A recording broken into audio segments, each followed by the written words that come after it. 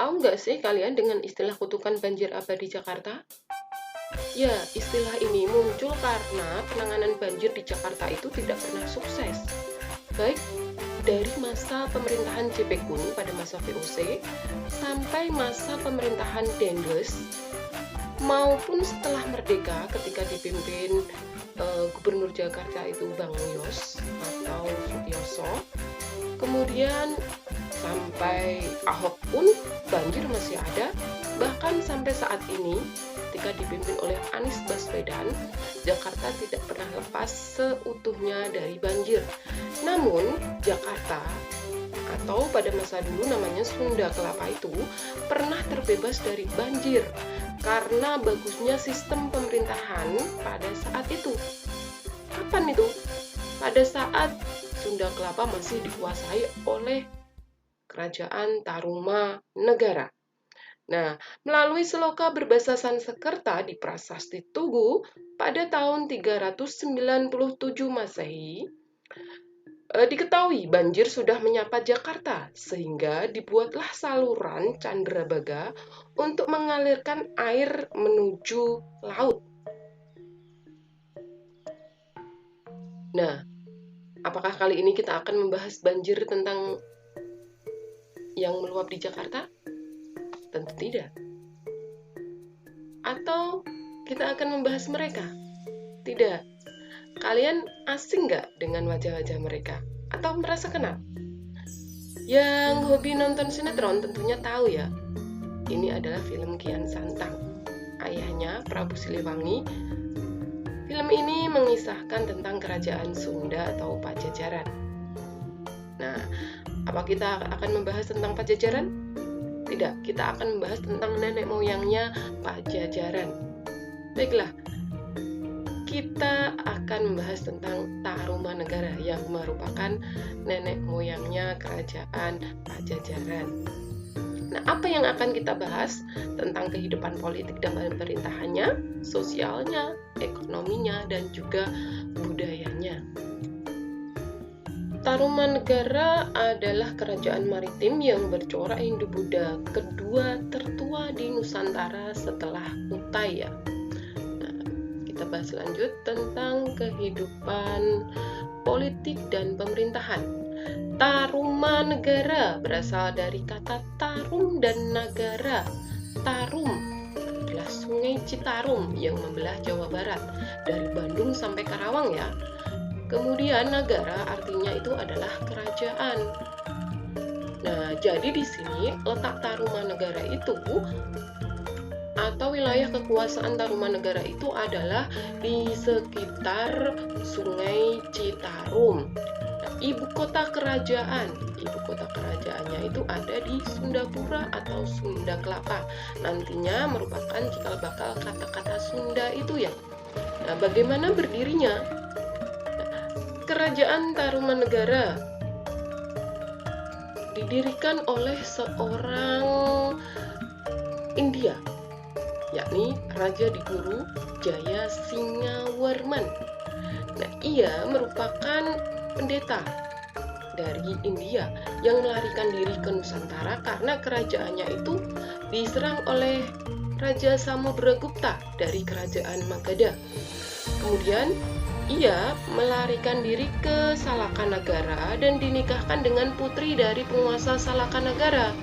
Kemudian dari sini ia mendirikan atau membuka daerah pada abad 4 Masehi sekitar tahun 358 Masehi sampai 382 Masehi. Dia membangun kerajaan baru atau wilayah baru yang diberi nama Tarumanegara dengan pusatnya itu ada di Candrabaga. Kalau sekarang mungkin Bekasi ya. Sistem pemerintahan kerajaan Tarumanegara itu adalah kerajaan di mana raja memiliki kedudukan tertinggi yang menentukan urusan ekonomi dan politik. Di sini wilayah yang merupakan pusat dari Tarumanegara yakni Sundapura atau kemudian berubah menjadi Sunda Kelapa ya. Pertama pertama didirikan oleh Jayasingawarman, namun mencapai puncak kejayaannya pada masa cucunya, yakni Raja Purnawarman. Nah, Raja Purnawarman, ia adalah raja yang jujur, berani, tegas, bijaksana, dekat dengan Brahmana, dan juga dekat dengan rakyat. Kemudian, wilayah kekuasaan Tarumanegara itu hampir meliputi seluruh wilayah Jawa Barat ya. Jakarta, Bogor, Bekasi, Karawang, Bandung, sampai Banten. Tarumanegara juga mempunyai hubungan baik secara politik maupun ekonomi dengan negeri Cina maupun negeri India ya. Ini bisa dibuktikan dari adanya catatan Faxin yang menyebutkan bahwa dinasti Tang itu punya hubungan baik dengan kerajaan Tolomo di Jawa. Nah, kerajaan Tolomo ini disinyalir adalah kerajaan Tarumanegara. Nah, kemudian dituliskan juga oleh Faxin bahwa penduduk dari kerajaan Tolomo ini pandai membuat minuman keras dari bunga kelapa. Nah, kemudian kerajaan Tarumanegara juga pernah mengirimkan utusan ke Tiongkok atau ke Cina ya pada tahun 528 Masehi, 538 Masehi, 665 Masehi, dan 666 Masehi. Sedangkan hubungan dengan India ini juga timbal balik hubungannya baik. Seorang pendeta dari India, Gunawarma, itu menyebut masyarakat Tarumanegara menganut Hindu aliran Wisnu. Nah, nanti kita bisa melihatnya dari prasasti-prasasti yang ditemukan di Tarumanegara. Rata-rata itu menyebutkan bahwa Purnawarman itu sebagai Dewa Wisnu atau istilahnya sebagai wakilnya Dewa Wisnu. Bagaimana keadaan kehidupan masyarakat secara sosial ekonomi di Tarumanegara? Mari kita lihat. Rakyat Tarumanegara itu hidup aman dan tentram. Mata pencaharian penduduknya itu beragam. Ada yang bertani, beternak, bahkan juga berdagang. Perdagangannya ini sukses sehingga Tarumanegara ini disebut sebagai negara maritim yang besar pada saat itu.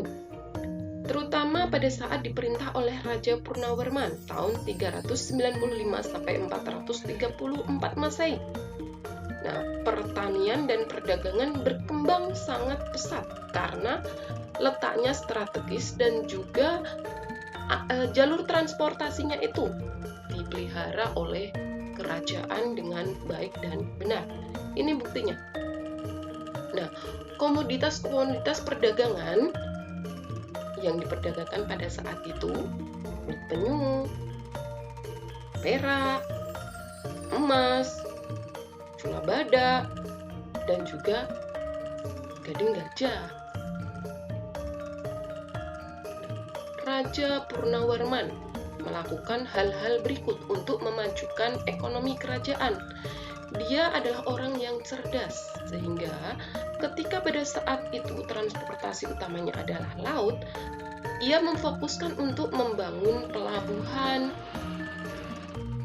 membangun saluran irigasi, membangun sungai.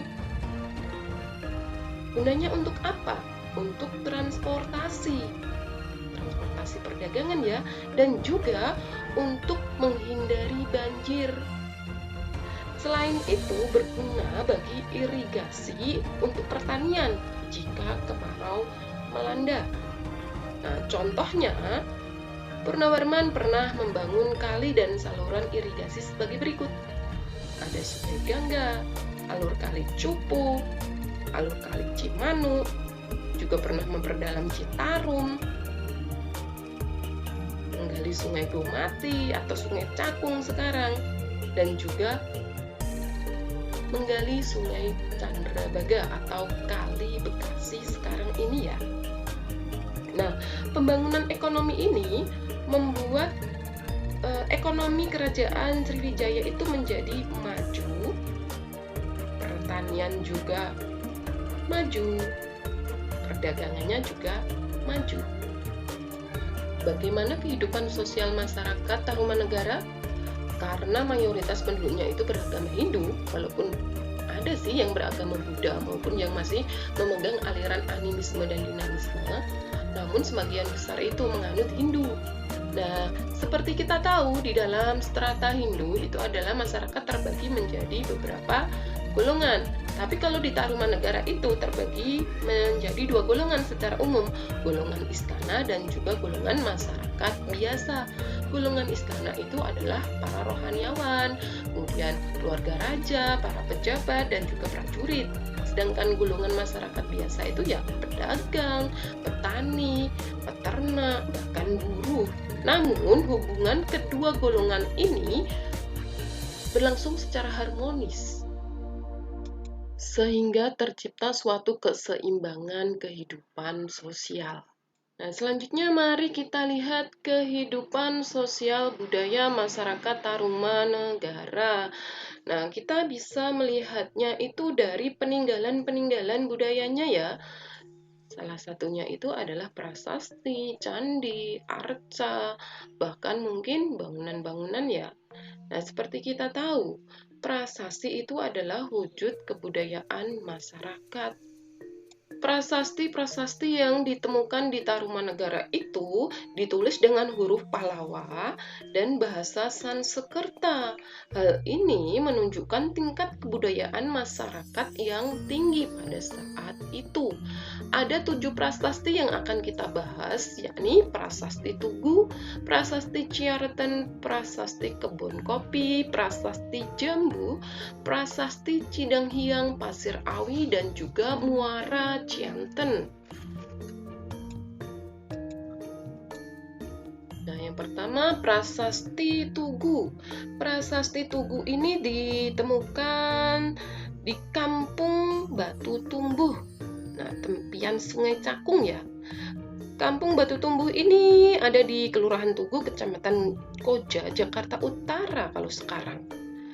Nah, tapi pada saat dulu ini masih wilayah Bekasi ya. Jadi nggak heran kalau masih ada yang menyebutkan prasasti Tugu itu ditemukan di wilayah Bekasi. Nah, prasasti ini sekarang disimpan di Museum Nasional. Apa yang tertulis di prasasti Tugu ini? Yakni pembangunan Kali Candrabaga yang digali dan dialirkan ke laut. Kemudian juga pembangunan saluran Gomati yang panjangnya itu kurang lebih 6.122 tombak atau kurang lebih 11 km ya. Nah, setelah selesai pembangunan ini kemudian dilakukan upacara selamatan. Nah, kerajaan menghibahkan 1.000 sapi untuk para brahmana. Prasasti yang kedua yakni Prasasti Ciarten. Prasasti Ciarten ditemukan di Ciampea, Bogor. Nah, di dalam prasasti ini ada telapak kaki, ada lukisan laba-laba, ada juga huruf ikal melingkar ya. Nah, ini merupakan kaki Dewa Wisnu atau diibaratkan sebagai kaki Dewa Wisnu. Padahal ini adalah telapak kaki Raja Purnawarman dari Tarumanegara yang gagah berani. Artinya Raja Purnawarman itu diibaratkan sebagai titisan atau pengganti Dewa Wisnu di kerajaan Tarumanegara ini. Ini merupakan lambang kekuasaan sang raja atau pemilik cap kaki atas wilayah ditemukannya prasasti ini. Nah, jika prasasti ditemukan di Ciarten atau Ciampea Bogor, artinya wilayah Bogor dikuasai oleh Tarumanegara. Prasasti selanjutnya Prasasti Kebon Kopi. Itu ditemukan juga di Bogor ya. Di sini ada telapak kaki gajah nih, gajah Airavata atau gajahnya Dewa Indra. Jadi di sini jelas masyarakatnya pasti menganut agama Hindu, karena di Hindu itu kan ada 3 dewa ya, Trimurti, Dewa Brahma, Dewa Siwa, dan juga Dewa Wisnu. Ada juga Dewa Nagara. Kemudian prasasti selanjutnya itu prasasti Jambu atau disebut juga prasasti Kolengka. Di Bogor juga ini, telapak kaki Purnawarman. Nah, Raja Tarumanegara yang masyhur, gagah berani, jujur, setia dalam tugas. Di sini juga disebutkan tentang baju sirahnya raja itu tidak dapat ditebus oleh senjata apapun. Prasasti Cidanghyang atau disebut juga sebagai prasasti Munjul atau bisa juga disebut sebagai prasasti Lebak ya. Nah, ini ditemukan di tepian sungai Cidanghyang, Lebak, Banten. Isinya itu adalah puisi-puisi yang mengagung-agungkan kebesaran Raja Purnawarman. Selanjutnya prasasti Pasir Awi di Luiliang. Prasasti ini belum bisa dibaca para ahli sih. Selanjutnya prasasti Muara Cianten. Nah, ini ditemukan di Bogor juga, di tepian sungai Cisadane. Namun juga belum bisa dibaca, bahkan masih terletak di tepian sungai, masih asli ini ya. Nah, jadi dari ketujuh prasasti ini, prasasti yang dianggap paling penting itu adalah prasasti Tugu yang menyebutkan tentang apa yang pernah dilakukan oleh pemerintahan Tarumanegara, sedangkan prasasti yang lain itu menyebutkan tentang kebesaran dari Raja Purnawarman yang merupakan titisan Dewa Wisnu. Selain prasasti, ada juga nih komplek percandian di Batu Jaya di Kabupaten Karawang yang disinyalir sebagai peninggalan dari Kerajaan Tarumanegara. Ini membuktikan tingkat kebudayaan masyarakat Tarumanegara itu sudah tinggi. Nah, mari kita lihat sekilas tentang silsilah raja di Tarumanegara. Yang pertama, pendirinya itu adalah Raja Diguru Jaya Singawarman. Kalian bisa simak periodisasinya sampai di raja terakhir itu Linggawarman. Namun pada masa Sudawarman ini sudah mulai mengalami kemunduran sih karena kurangnya pengawasan terhadap daerah-daerah yang dikuasai atau kerajaan-kerajaan asal. Oke, pada masa Linggawarman ini tidak punya putra mahkota ya, dia punya dua putri, yakni Putri Manasih dan juga Putri Soba Kencana. Nah, Putri Manasih ini menikah dengan Tarusbawa. Tarusbawa ini dari kerajaan Sunda ya, kerajaan Pasal. Kemudian Soba Kencana menikah dengan Dapuntahyang yang merupakan pendiri dari kerajaan Sriwijaya. Nah, dari sini kita lihat Tarusbawa yang merupakan penerus dari kerajaan Tarumanegara ini akhirnya memindahkan pusat kekuasaannya itu di kerajaan Sunda, kerajaan asalnya ya. Nah, hal ini menyebabkan kerajaan vassal yang lain, yakni kerajaan Galuh ini memisahkan diri, sehingga bisa dikatakan kerajaan Tarumanegara pecah menjadi dua, kerajaan Sunda dan juga kerajaan Galuh. Walaupun nanti pada masa Islam mau masuk itu, kerajaan ini menyatu lagi sih menjadi kerajaan Sunda. Jadi mari kita simpulkan apa yang sudah kita pelajari hari ini. Pertama, keberadaan kerajaan Tarumanegara ada di wilayah Jawa Barat, Jakarta, Bogor, Bekasi, Depok, Banten, dan juga Bandung. Kemudian, pendiri kerajaan Tarumanegara itu adalah Jaya Singawarman.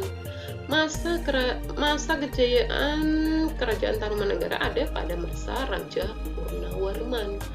7 prasasti kerajaan Tarumanegara itu kalian lihat tadi, ada prasasti Tugu, prasasti Ciareten, prasasti Pasir Awi, prasasti Kebon Kopi, prasasti Jambu, Muara Cianten, dan juga prasasti Lebak atau Cidanghyang.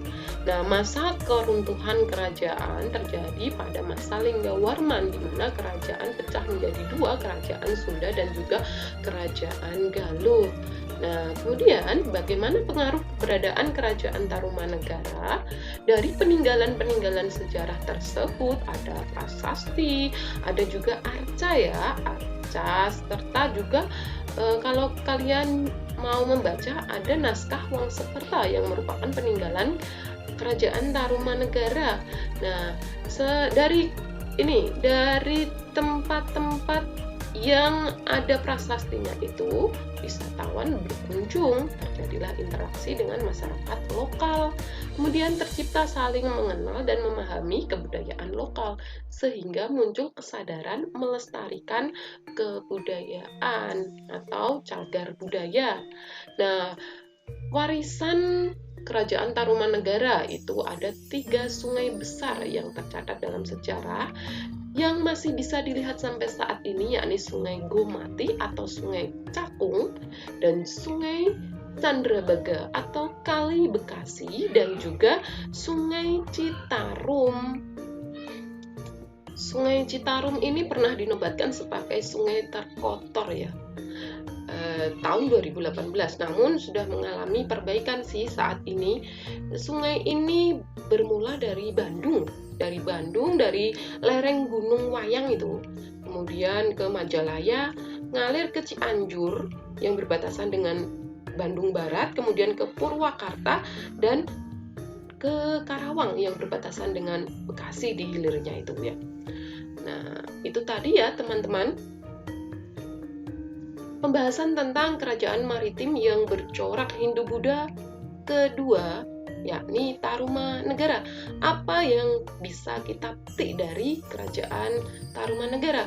Nah, kerajaan Tarumanegara sangat memikirkan tentang kebersihan sungai, karena pada saat itu sungai merupakan tempat transportasi atau jalur transportasi utama, sehingga sangat dirawat dan diusahakan dibangun pada saat itu.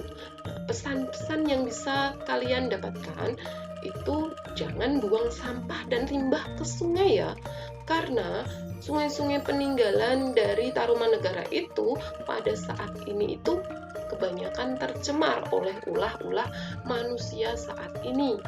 Nah, untuk menjaga sungai, ayo tanam pohon di sekitar sungai. Nah, save sungai ya, sungai-sungai yang ada di sekitar kalian, jangan kotori dengan sampah-sampah kalian.